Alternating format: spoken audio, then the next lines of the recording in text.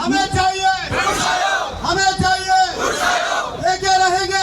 ਮੈਂ ਤੁਹਾਡਾ ਅਮਨ ਸਿੰਘ ਮਰਿੰਡਾ। ਅੱਜ ਅਸੀਂ ਪਹੁੰਚੇ ਹੋਏ ਹਾਂ ਦਿੱਲੀ ਜੰਤਰ ਮੰਤਰ ਤੇ, ਜਿੱਥੇ ਕਿ ਇੱਕ ਪ੍ਰੋਟੈਸਟ ਹੋ ਰਿਹਾ ਹੈ, ਪੁਰਸ਼ ਸੱਤਿਆਗ੍ਰਹਿ। ਜਿਹੜੇ ਪੁਰਸ਼ਾਂ ਨੂੰ ਲੈ ਕੇ ਕੁਝ ਕਾਨੂੰਨ ਨੇ, ਉਹਨਾਂ ਦੀ ਮੰਗ ਕੀਤੀ ਜਾ ਰਹੀ ਆ। ਵਿਆਹ ਤੋਂ ਬਾਅਦ ਪੁਰਸ਼ ਜੋ ਪ੍ਰਤਾੜਿਤ ਹੁੰਦੇ ਨੇ, ਡਿਵੋਰਸ ਦੇ ਕੇਸ ਨੂੰ ਲੈ ਕੇ ਜਾਂ ਫਿਰ ਦਾਜ ਦਹੇਜ ਦੇ ਕੇਸ ਨੂੰ ਲੈ ਕੇ, ਇੱਥੇ ਪੁਰਸ਼ਾਂ ਦੇ ਪੱਖ ਵਾਸਤੇ, ਪੁਰਸ਼ਾਂ ਦੇ ਰਾਈਟਸ ਵਾਸਤੇ ਇੱਕ ਸੱਤਿਆਗ੍ਰਹਿ ਹੋ ਰਿਹਾ, ਪੁਰਸ਼ ਸੱਤਿਆਗ੍ਰਹਿ। ਉੱਥੇ ਸਾਡੇ ਮਰਿੰਡਾ ਲਾਈਵ ਦੀ ਟੀਮ ਅੱਜ ਪਹੁੰਚੀ ਹੋਈ ਆ ਤੇ ਸਾਡੀ ਟੀਮ ਦੇ ਨਾਲ ਆਵਾਜ਼ ਪਾਵਰ ਆਫ ਮੈਨ ਅਨਮੋਲ ਡੰਗ ਜੀ ਦੀ ਟੀਮ ਆ। ਅਸੀਂ ਕੋਲੈਬੋਰੇਸ਼ਨ ਕਰਕੇ ਇੱਥੇ ਪਹੁੰਚੇ ਹੋਏ ਆ ਤੇ ਆਜੋ ਲੋਕਾਂ ਨਾਲ ਗੱਲਬਾत ਕਰਦੇ ਆ, ਉਹ ਇਸ ਬਾਰੇ ਕੀ ਕਹਿਣਾ ਚਾਹੁੰਦੇ ਆ। पुरुष आयोग जो है आज की वो डिमांड है, और डिमांड इसलिए कि जिस तरीके से कानून का दुरुपयोग किया जा रहा है, औरतों की तरफ से जिस तरीके से एक खेल खेला जा रहा है पुरुष के साथ, इस खेल को बंद करने के लिए पुरुष आयोग की बहुत डिमांड है, बहुत ज़्यादा ज़रूरत है। और ये पुरुष आयोग जल्द से जल्द बनना चाहिए, नहीं तो न जाने कितने अतुल सुभाष, न जाने कितने नितिन पडियार बन जाएंगे, सुसाइड पे सुसाइड न जाने कितने केसेस हो जाएंगे। इसलिए पुरुष आयोग आज की ज़रूरत है और इसे जल्द से जल्द लाना चाहिए। सर मेरा नाम मोहित है, मोहित सोनी। मैं जयपुर से राजस्थान से आया हूँ और पिछले 20 साल पहले शादी हुई थी और 20 साल बाद में उसने मेरे ऊपर केस किया under section 498, 12 DV and other. उसके बाद में प्रॉपर्टी के लिए इसने अपने कब्जा कर लिया, मेरे मकान के ऊपर कब्जा कर लिया। और प्लस ये तो सब छोटी मोटी बात है, घर की छत से पैर लटका के सुसाइड करने की धमकी देना, ट्रेन के आगे पटरी पे जाके बैठ जाना इस तरह से कि मैं सुसाइड कर रही हूँ, मैं तुम सबको जेल पहुँचा दूँगी, इस तरह की घटनाएं, छोटी छोटी घटनाएं करके। और उसके बाद में अभी तक भी मैं अपने केस में लड़ रहा हूँ और सारे के सारे झूठे एलिगेशंस लगाना, जबकि सारे झूठे एलिगेशंस कोर्ट में बहस के दौरान उसके वकील को हम लोगों ने टोटली झूठा साबित कर दिया। जिसमें कि उसने कहा कि भाई ये जो दहेज के लिए उसने जो प्रूफ लगाए, मेरे पास में कोई प्रूफ नहीं है, मेरे पास में कोई डॉक्यूमेंट नहीं है, लेकिन फिर भी कह रही कि इन्होंने दहेज लिया बिना प्रूफ के। No proof, no evidence, nothing, फिर भी उसने मेरे ऊपर केस कर रखा है। और इसके द्वारा मैं किसी अपने माध्यम से पुरुष सत्याग्रह आंदोलन के थ्रू जुड़ा हूँ। मैं देखते हैं, उम्मीद है सरकार हमारी बात सुनेगी, नियमों में कुछ कानूनों में चेंज होगा और जैसे महिला आयोग बना वैसे पुरुष आयोग भी बनेगा। और आज गोस्वामी पिछले 10 साल से इस मुहिम में जुड़ा हुआ बंदा हूँ और मैं ये कहना चाहता हूँ कि ये जो भीड़ आ रही है उसके लिए कई कानूनों में सुधार करना पड़ेगा। सबसे पहले फैमिली कोर्ट्स एक्ट में सुधार करना पड़ेगा, उसमें एविडेंस एक्ट एप्लीकेबल लगाना पड़ेगा। फैमिली कोर्ट में ऑडियो वीडियो रिकॉर्डिंग कंपलसरी करनी पड़ेगी। 125 मेंटेनेंस कानून सुधारना पड़ेगा। DV और 498 एक्ट जेंडर न्यूट्रल करने पड़ेंगे। बहुत सारी चीज़ों में सुधार करना पड़ेगा और ये कार्य सांसद से ही हो सकते हैं। सर मेरा नाम गगनदीप बंसल है, मैं बठिंडा पंजाब से आया हूँ।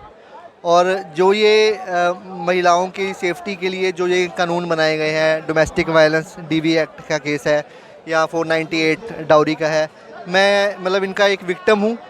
तो मैं सर यहाँ पे मतलब इस उम्मीद के साथ आया हूँ कि शायद जो पुरुषों, जैसे कहते हैं कि मर्द को भी दर्द होता है, तो एक शायद जो मतलब एक इवन अब जो मैन है, he is also a victim of domestic violence, तो उनको शायद कुछ न्याय मिले। सर मैं ब्रीफ में थोड़ा सा अपने बारे में बताऊंगा। मेरी पहली जो वाइफ़ है उनकी कैंसर से डेथ हो गई थी, तो उनसे मेरी एक बेटी थी। जब उनकी डेथ हुई मेरी वाइफ़ की, उनका ट्रीटमेंट हुआ था एम्स दिल्ली में, तो 5 महीने की बेटी थी। उसके बाद मेरी जो दूसरी वाइफ़ थी वो शी वाज ए डाइवोर्सी। उन्होंने अपने पहले हस्बैंड के ऊपर इम्पोर्टेंसी के एलिगेशंस लगाए थे। ऑल्दो आज उनके जो पहले हस्बैंड हैं उनके दो बेटे हैं, तो वो सारे एलिगेशन झूठ थे। तो जो ये मेरी दूसरी वाइफ़ है, इसकी भतीजी है जो, उसका मैं नाम नहीं लूँगा, उनका 2 बार डाइवोर्स हुआ, 2018 में देन 2019 में।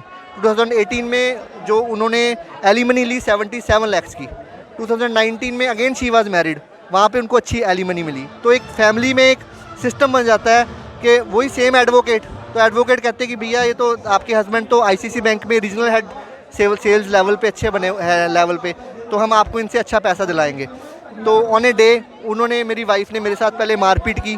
तो when I was in hospital, तो वो उसको लेके मेरी बेटी को, और जो इससे मेरी सेकंड वाइफ से बेटा था, उनको लेके मायके चली गई।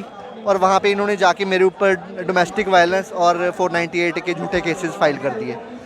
तो उसके बाद सर आज जो इन कानूनों के अंदर जो मेरे साथ होना है, मुझे उसकी चिंता नहीं है सर। जो होगा मेरे साथ मुझे उसकी परवाह नहीं है, मुझे परवाह है अपनी बेटी की, क्योंकि because she is a motherless child. और मेरी बेटी को रखने का मोटिव सिर्फ यही है कि मैंने अपनी बेटी के नाम पे बहुत अच्छी खासी सेविंग कर रखी है उसके एजुकेशन के लिए, उसकी शादी के लिए। और उसका पर्पस सिर्फ ये है कि जब मेरी बेटी मैच्योर हो जाएगी, 18 साल की हो जाएगी, तो उसके बाद वो पैसा जो है वो सारा का सारा पैसा वो निकलवा लेगी। और उसके बाद उससे भी सर, मैं कहना नहीं चाहता, अपनी बेटी के लिए ये बोलते हुए सर बहुत दर्द होता है, उससे भी सर वो वही धंधा करवाएगी जो उनकी फैमिली में धंधा हो रहा है। मतलब एक फैमिली, मैं कोर्ट में जाता हूँ, मैं जजेस को बोलता हूँ कि सर आप फैमिली का कंडक्ट देखिए, this is the 5th matrimonial dispute in the same family. जजेस बोलते हैं हमें उससे क्या। सर अभी अतुल सुभाष जी ने अपनी मतलब जान दी, सर क्या हुआ, क्या कुछ हुआ?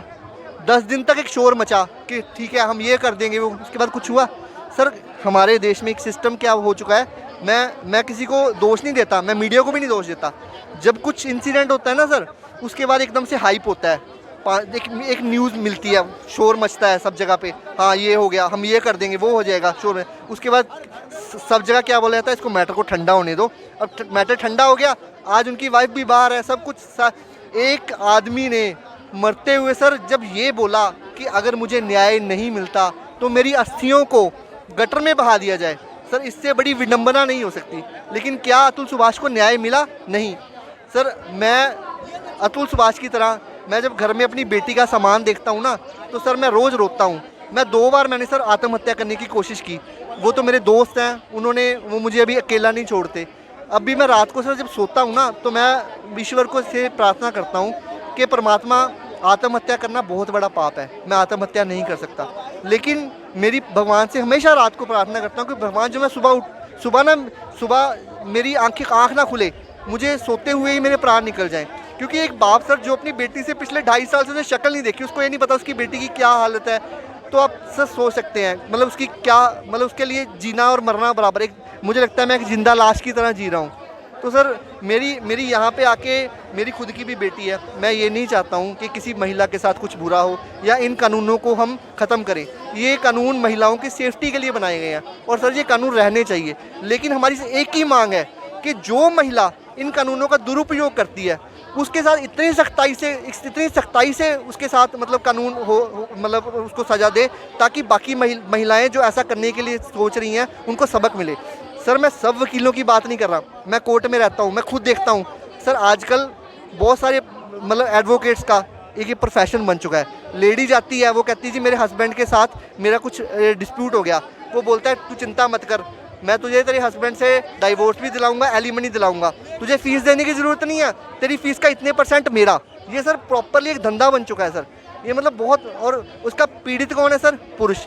और सर जब एक महिला किसी पुरुष के ऊपर केस डालती है ना 498A का या डोमेस्टिक वायलेंस का, तो जो पुरुष है he is not a professional criminal sir, वो नहीं झेल पाता जब वो देखता है कि मेरी जो मेरे माँ बाप या मेरे भाई बहन उनको जेल में डाल दिया गया, तो वो कहता है कि मेरी ज़िंदगी में बचा क्या है, तो इसीलिए सुसाइड्स हो रहे हैं। लेकिन जो ये अपने, मैं एक सर ये भी अपील करना चाहता हूँ, जो ये पीड़ित पुरुष हैं जो ये आत्महत्याएं कर रहे हैं, सर ये कोई सोल्यूशन नहीं है इस सिस्टम में। मैं आज यहाँ पे आया हूँ लेकिन मुझे उम्मीद कोई नहीं है, मुझे पता है कि यहाँ पे कुछ भी नहीं होने वाला। जो ये मतलब अपने जो इतने पुरुष है जो आत्महत्याएं कर रहे हैं उससे कुछ नहीं होगा सर। कम से कम आप आत्महत्या करके अपने जो आपके माँ बाप हैं, जो भाई बहन हैं, उनको दुख दे रहे हो और कुछ। आप जब भी किसी के मन में ऐसी कोई विचार आए तो आप हमेशा कहते हैं कि उस आदमी के बारे में सोचो जो आपको सबसे ज़्यादा प्यार करता है, तब आपको आपके दिमाग से ऐसी जो मतलब आत्महत्या का विचार ख़त्म हो जाएगा, क्योंकि आप सोचोगे कि मेरे मरने के बाद उस आदमी का क्या होगा।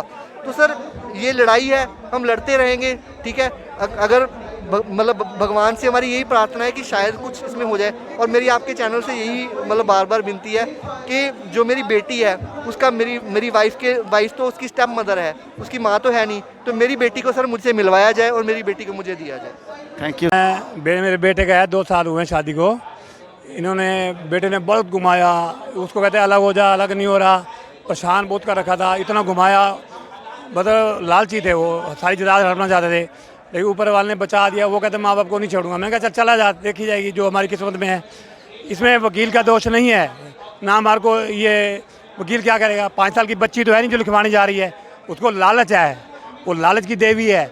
ये वकील तो चाहे डॉक्टर हो चाहे वकील हो, उनको रोजी रोटी सबकी है। हम बिजनेस में सब झूठ बोलते हैं, नेता हो चाहे कोई हो, इसमें किसी को फ़र्क नहीं पड़ता, ये धंधा है।